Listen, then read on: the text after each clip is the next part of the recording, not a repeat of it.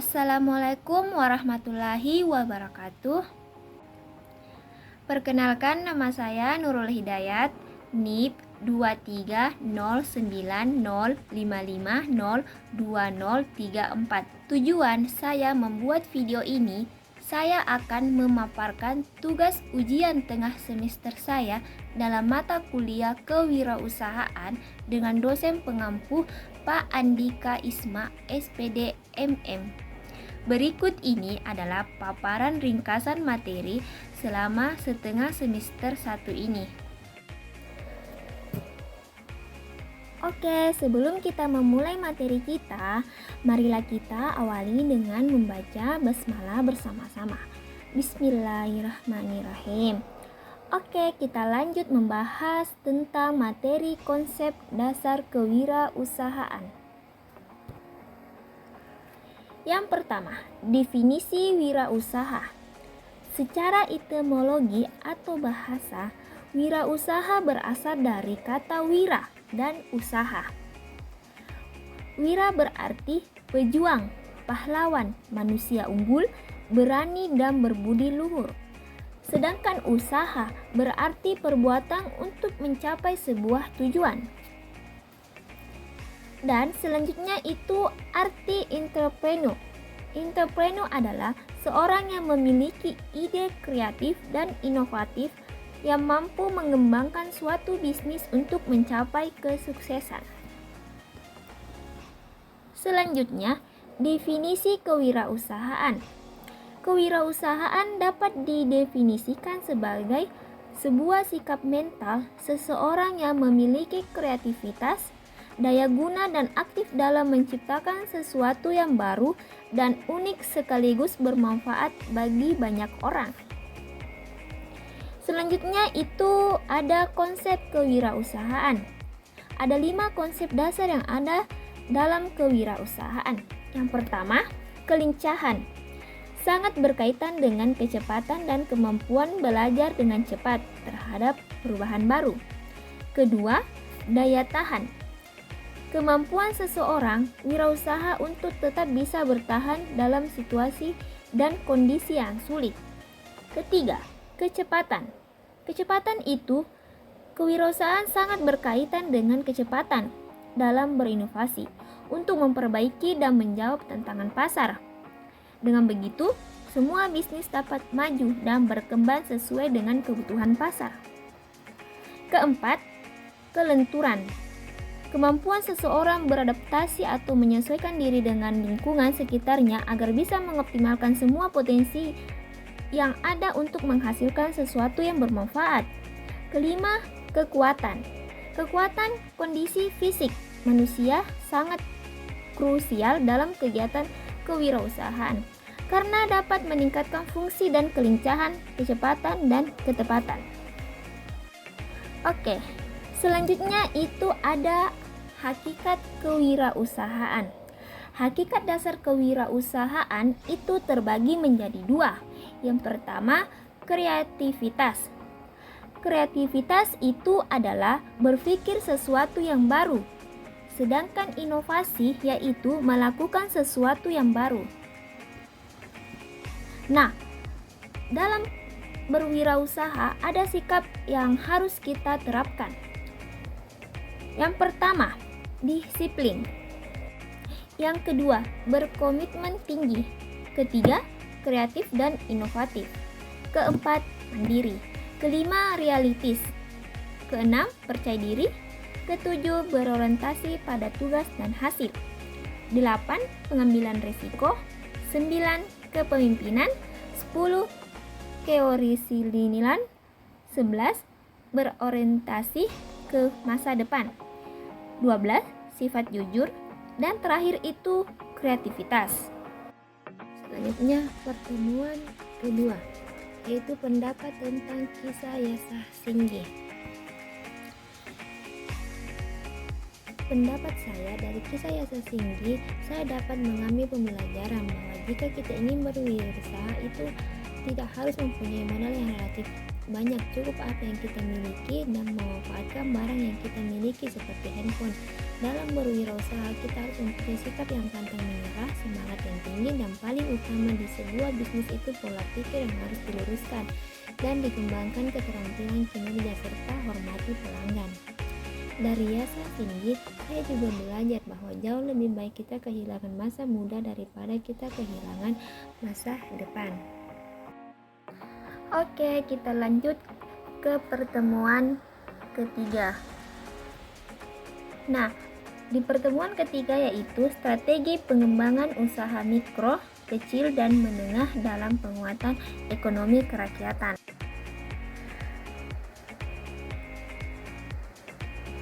Nah, di sini yaitu yang pertama strategi pengembangan UMKM. Nah, seperti kita ketahui ya teman-teman, strategi adalah cara pemimpin bisnis perusahaan merealisasikan filosofinya. Secara umum, strategi merupakan pendekatan secara menyeluruh yang berkaitan dengan pelaksanaan ide atau gagasan, perencanaan, dan pelaksanaan kegiatan dalam kurun waktu tertentu. Nah, di sini itu strategi dibagi menjadi 3 teman-teman. Pertama, strategi perusahaan. Kedua, strategi bisnis. Ketiga, strategi fungsional. Nah, selanjutnya yaitu pengembangan UMKM. Pengembangan dapat diartikan sebagai suatu usaha untuk meningkatkan kemampuan konseptual, teoritis, teknis, dan moral individu secara dengan kebutuhan pekerjaan atau jabatan melalui pendidikan dan pelatihan. Pengembangan UMKM pada hakikatnya merupakan yang tanggung jawab bersama antara pemerintah dan masyarakat. Dengan mencerminkan permasalahan yang dihadapi oleh UMKM, diperlukan hal-hal seperti berikut: menciptakan iklim usaha yang kondusif, mengembangkan kemitraan, bantuan permodalan, perlindungan usaha, pelatihan, pengembangan promosi, dan terakhir itu pengembangan kerjasama yang setara. Selanjutnya, ekonomi kerakyatan. Ekonomi rakyat dapat dipahami dari 2 pendekatan, yaitu pertama, pendekatan kegiatan ekonomi dari perilaku ekonomi yang berskala kecil. Kedua, pendekatan sistem ekonomi, yaitu demokrasi ekonomi atau sistem pembangunan yang demokrasi. Beberapa hal yang harus diperhatikan pada sistem ekonomi yang mengarah pada ekonomi kerakyatan, yaitu pertama, karakteristik daerah dan latar belakang keahlian mayoritas masyarakat setempat. Kedua, ekonomi berbasis rakyat. Ketiga, karakteristik daerah. Keempat, peran pemerintah daerah. Kelima, potensi lokal atau UMKM. Selanjutnya, faktor yang mempengaruhi strategi pengembangan UMKM dalam penguatan ekonomi kerakyatan terbagi menjadi 2 faktor, yaitu faktor internal atau kekuatan dan kelemahan. 2. Faktor eksternal, peluang dan ancaman. Ada beberapa faktor internal yang diidentifikasi menjadi kekuatan strategi pengembangan UMKM, khususnya usaha roti maros dalam penguatan ekonomi kerakyatan, yaitu pertama, kenyamanan tempat dan lokasi yang strategis. 2. Harga yang relatif terjangkau. 3. Bahan baku yang selalu tersedia. 4. Variasi rasa roti maros. 5. Aneka macam produk pendamping yang ditawarkan. 6. Komunikasi dan keakraban karyawan yang terjalin baik. Adapun beberapa hal faktor internal yang menjadi kelemahan strategi pengembangan UMKM, khususnya usaha roti maros dalam penguatan ekonomi kerakyatan, yaitu modal yang terbatas. 2. Sistem manajemen usaha yang masih lemah. 3. Kualitas dan kuantitas SDM yang terbatas. 4. Pemasaran atau promosi yang belum intensif. 5. Alat produksi pendukung yang masih terbatas. Selanjutnya, faktor eksternal. atau peluang dan ancaman. Faktor eksternal yang menjadi peluang strategi pengembangan UMKM khususnya usaha roti Maros yaitu pertama, dukungan dari pemerintah. Dua, perkembangan teknologi dan informasi. Tiga, ekspansi atau peluang usaha. Empat, hubungan baik dan loyalitas pelanggan. Adapun yang menjadi ancaman strategi pengembangan UMKM khususnya usaha roti Maros yaitu harga bahan baku yang tidak stabil. Dua, munculnya persaingan baru dengan produk yang sama. Tiga, munculnya kompetitor yang menawarkan produk yang berbeda. Empat, lokasi antar usaha yang saling berdekatan.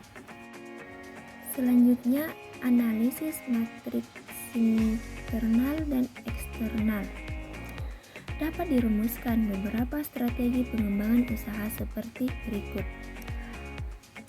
Pertama, lokasi yang strategis. Lokasi merupakan letak atau tempat di mana suatu usaha tersebut dijalankan. Dua, memaksimalkan bantuan modal dari pemerintah. Modal juga didapat dari pemerintah berupa kredit usaha rakyat atau KUR. Tiga, meningkatkan kapasitas penjualan. Adanya faktor kekuatan berupa ketersediaan bahan baku yang stabil bisa digunakan untuk memanfaatkan peluang yang ada. Tiga, memaksimalkan jumlah pelanggan tetap. Dengan memanfaatkan kekuatan internal berupa faktor kemampuan memenuhi permintaan sesuai dengan kebutuhan konsumen. 5. Melakukan inovasi dan variasi produk. Banyaknya kompetitor yang bermunculan mendorong perlunya sebuah inovasi dan variasi produk. 6. Pemanfaatan teknologi dalam melakukan promosi yang intensif. Dengan melakukan promosi lebih agresif, usaha roti Maros bisa mengatasi kelemahan tempat yang kurang strategis. 7. Penerapan sistem manajemen usaha terutama dalam segi pencatatan, keuangan, dan administrasi manajemen usaha. Terakhir, peningkatan kualitas sumber daya manusia guna memaksimalkan kapasitas produksi. Terjaganya hubungan baik dan loyalitas dengan semua karyawan serta motivasi yang tinggi perlu dimaksimalkan lagi dengan melakukan upaya peningkatan keterampilan karyawan.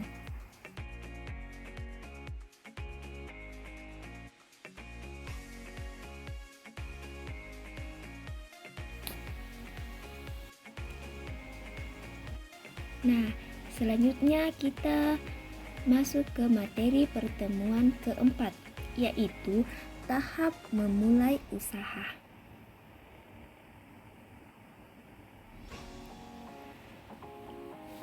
Nah, tahap ini merupakan tahap awal dalam pengembangan kewirausahaan. Dengan melakukan program penyadaran akan pentingnya kewirausahaan pemuda, tahap awal ini juga merupakan tahap untuk memberikan motivasi untuk membentuk sikap dan mental serta semangat untuk berwirausaha, menggali ide-ide dan minat untuk berusaha yang sesuai dengan bakat dan potensi yang dimiliki, dan mulai merumuskan perencanaan usaha yang akan dikembangkan berdasarkan ide-ide yang sudah muncul. Adapun tips memulai usaha dari nol. Pertama, tentukan ide usaha. 2. Ciptakan visi dan misi usaha. 3. Segeralah bertindak. 4. Selalu belajar dan melakukan pengamatan, hadapi hambatan dan kegagalan. Nah, setelah mengetahui tahap atau tips memulai usaha, kita akan membahas tentang ciri-ciri seorang jiwa wirausaha. Pertama, percaya diri. 2. Berorientasi pada tugas dan hasil. 3. Pengambilan risiko. 4. Kepemimpinan. 5. Keorisinilan. Dan terakhir, berorientasi ke masa depan.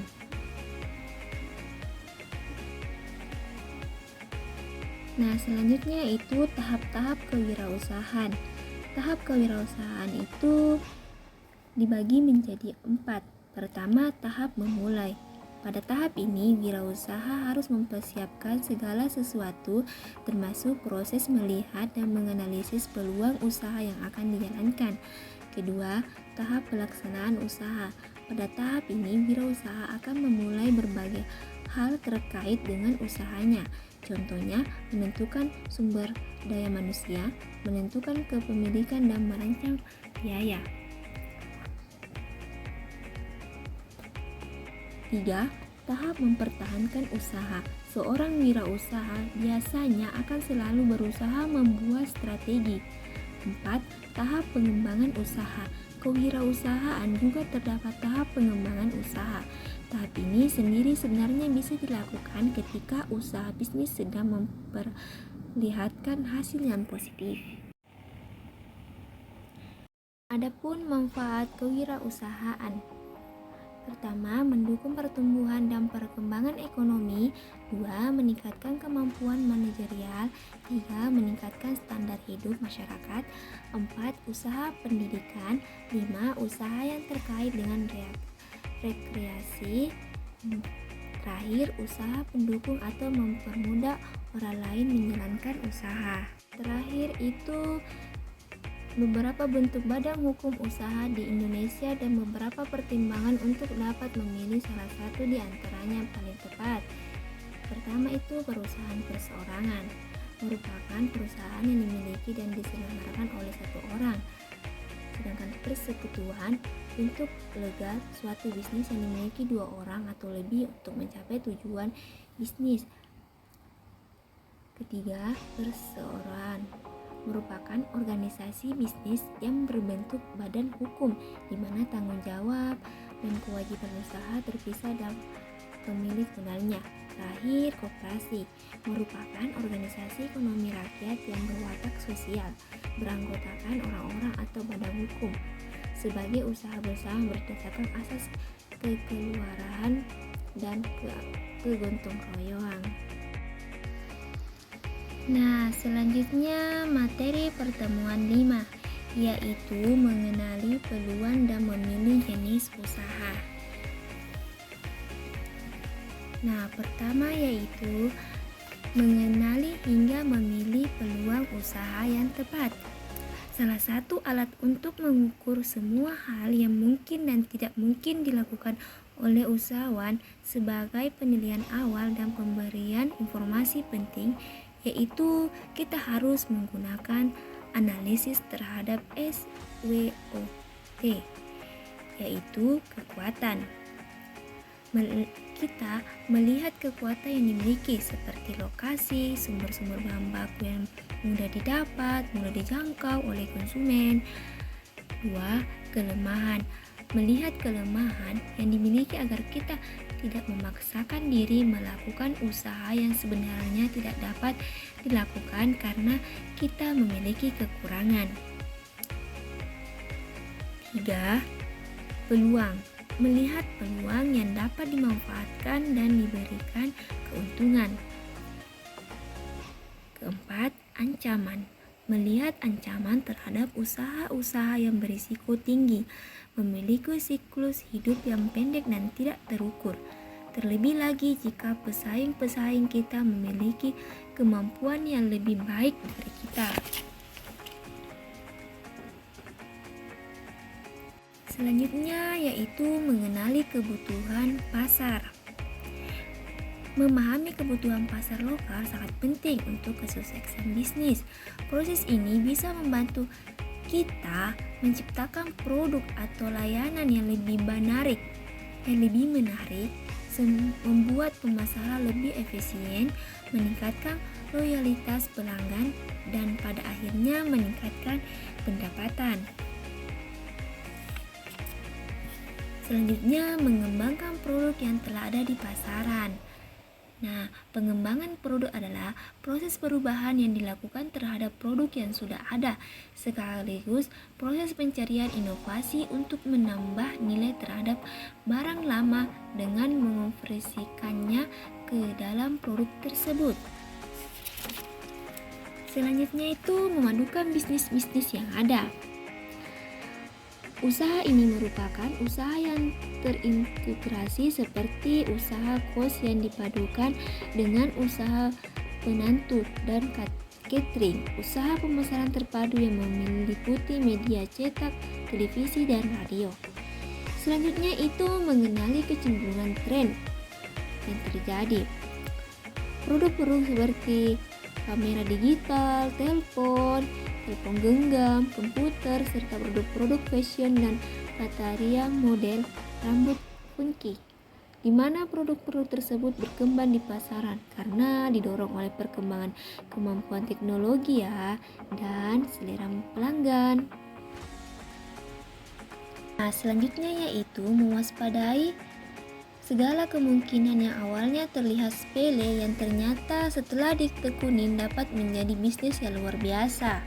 Contohnya, produk inovatif dari Sony yang dikembangkan dari ide-ide gula-gula yang terbuat dari agar-agar yang dipandang bukan sekedar makanan kegemaran anak-anak, tetapi justru menjadi sebuah inspirasi dalam mendesain pemutaran musik digital.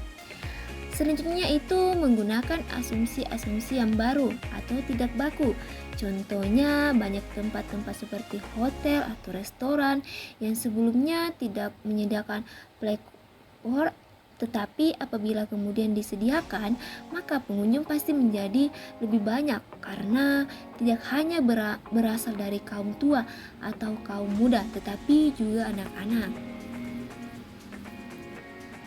Nah, selanjutnya yaitu beberapa langkah untuk mengenali dan memilih peluang bisnis yang tepat seluruhnya. Pertama, tentukan tujuan besar yang hendak dicapai. Nah, menentukan tujuan dan arah bisnis sangat diperlukan bagi wirausaha karena setelah itu harus melakukan tindakan nyata penuh motivasi untuk tujuan. Kedua, buat daftar ide usaha. Nah, membuat daftar ide sebanyak-banyaknya yang menarik pikiran Anda. 3. Nilai kemampuan pribadi. Nah, pikirkanlah tentang segala kemampuan, kekuatan, karakteristik yang diperlukan untuk mencapai sukses dalam bisnis yang dilakukan. 4. Pilih kriteria. Nah, kesukaan pribadi ini adalah faktor yang menentukan untuk memilih bisnis yang tepat bagi Anda. Selanjutnya, beri peringkat fakta pemilihan bisnis menurut skala kepentingannya. Kelima itu membandingkan dan dapatkan saran dari pengusaha, konsultan, atau mentor. Nah, langkah ini untuk memperoleh saran serta masukan dari pengalaman mereka sehingga kita tidak pilih ide usaha hening sekedar keinginan semata dan meminimalisasi kesalahan akibat coba-coba dan menjalankan bisnis nantinya. Selanjutnya itu nilai keadaan bisnis saat ini dan masa mendatang melalui riset. Penilaian tentunya apakah bisnis tersebut dapat bertahan. Salah satu pendekatan yang dilakukan di lapangan atau kita tidak boleh melihat prospek bisnisnya hanya dari luar tanpa mengetahui kondisi bisnis sebenarnya di lapangan. Nah, terakhir itu tetapkan pilihan. Kita harus memilih salah satu dari ide yang sudah kita di daftarannya. Tentunya memilih berdasarkan kemungkinan tingkat keberhasilan terbesar dan risiko kegagalan terkecil. Nah, berikut langkah-langkah pilihan. Pertama, ketahuilah keahlian. Kedua, pilih yang memiliki ketertarikan tertinggi. Ketiga, pilih yang memiliki keunikan. Keempat, lihat tren yang berkembang. 5. Kemudahan akses. 6. Pilih yang tidak melibatkan Anda secara penuh. 7. Jangan terlalu boros. 8. Lakukan simulasi kecil sebelum bisnis dijalankan. Terakhir, jangan lupa setelah segala sesuatu dapat tergambar jelas dan sangat layak untuk dilakukan, Anda harus berani melakukan semuanya. Nah, selanjutnya itu Materi pertemuan 6 yaitu manajemen keuangan pribadi dan bisnis. Nah, pertama itu catatan keuangan pribadi. Pencatatan keuangan pribadi menjadi salah satu cara mengelola keuangan yang bisa membantu setiap orang mencapai tujuan keuangan secara terintegrasi dan terencana. Kita juga harus mencatat jika mendapatkan pemasukan dari profesi lain seperti supir taksi, bisnis jualan online, guru les, bisnis sewa rumah. Nah, contohnya kita mencatat keuangan pribadi itu seperti tabel di samping kanan di bawah ini ya. Selanjutnya itu kita juga harus mencatat pengeluaran seperti sedekah, kebutuhan rutin, tabungan, asuransi, investasi, dana darurat, biaya entertainment atau liburan. Nah, selanjutnya itu mengelola pinjaman dengan bijak. Bagi Anda yang mengajukan pinjaman dana dari bank atau perusahaan penyediaan pinjaman, sebaiknya Anda mengetahui cara mengelola pinjaman dengan bijak agar tidak menimbulkan kerugian di masa depan. Pertama itu memisahkan dana pribadi dengan dana usaha. Dengan langkah ini, Anda dapat mengontrol arus pendapatan dan pengeluaran dana usaha Anda. Kedua, membuat laporan atau manajemen keuangan. Mencatat pengeluaran dan penghasilan keuangan di pembukuan Anda merupakan salah satu cara mengelola pinjaman dengan bijak. Ketiga, memanfaatkan dana pinjaman untuk produktivitas kerja. Nah, memanfaatkan dana pinjaman Anda sebaiknya mungkin terutama untuk meningkatkan produktivitas kerja seperti membeli bahan baku produk, membeli peralatan kerja, mengikuti pelatihan, dan sebagainya. Keempat, mampu mengatur alur kas. Untuk mendukung keberlangsungan sebuah bisnis, Anda harus mampu mengatur arus kas. Jadi, Anda harus memonitor alur perputaran kas bisnis yang meliputi pengelolaan utang piutang dan persediaan barang berjalan dengan baik dan tidak ada keterlambatan. Kelima, alokasi dana untuk pembayaran angsuran. Anda harus mendisiplinkan dana khusus untuk membayar angsuran pinjaman dan tidak menggunakan dana khusus ini untuk kebutuhan apapun. Jadi, Anda dapat membayar angsuran pinjaman dengan tepat waktu sehingga beban Anda berkurang setiap bulannya. Keenam, hindari penggunaan dana pinjaman untuk kebutuhan konsumtif seperti berbelanja, liburan, makanan, dan kebutuhan pribadi lainnya. Terakhir itu investasi keuntungan untuk pengembangan bisnis. Menginvestasikan keuntungan telah Anda peroleh untuk mengembangkan bisnis Anda dapat menyisihkan hasil keuntungan bisnis Anda untuk membeli peralatan yang baru yang lebih canggih, meningkatkan kualitas produk atau jasa bisnis, dan membuka cabang baru dari usaha kita.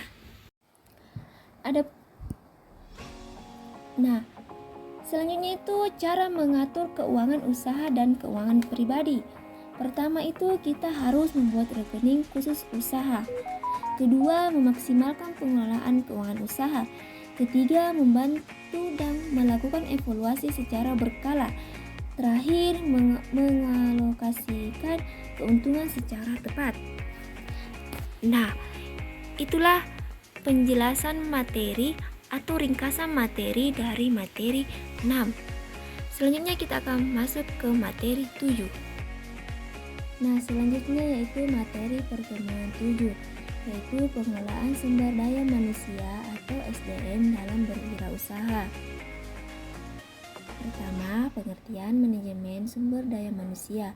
Manajemen sumber daya manusia adalah pemanfaatan sejumlah individu secara efisien dan efektif serta dapat digunakan secara maksimal untuk mencapai tujuan organisasi atau perusahaan.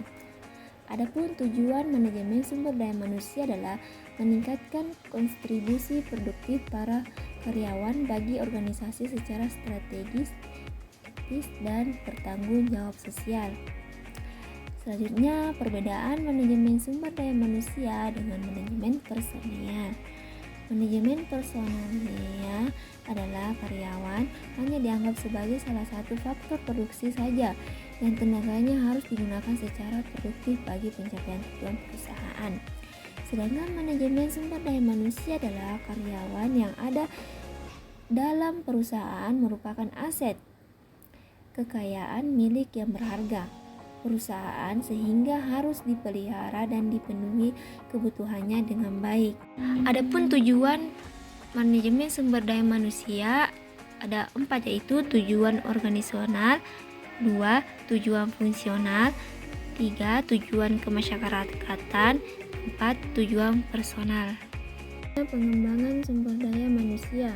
Pengembangan sumber daya manusia adalah fungsi utama sumber daya manusia yang tidak hanya terdiri atas pelatihan dan pengembangan, namun juga aktivitas-aktivitas perencanaan dan pengembangan karir individu, pengembangan organisasi, serta manajemen dan penilaian kinerja. Selanjutnya, keselamatan dan kesehatan. Keselamatan adalah terlindunginya para karyawan dari luka yang disebabkan kecelakaan yang berhubungan dengan pekerjaan.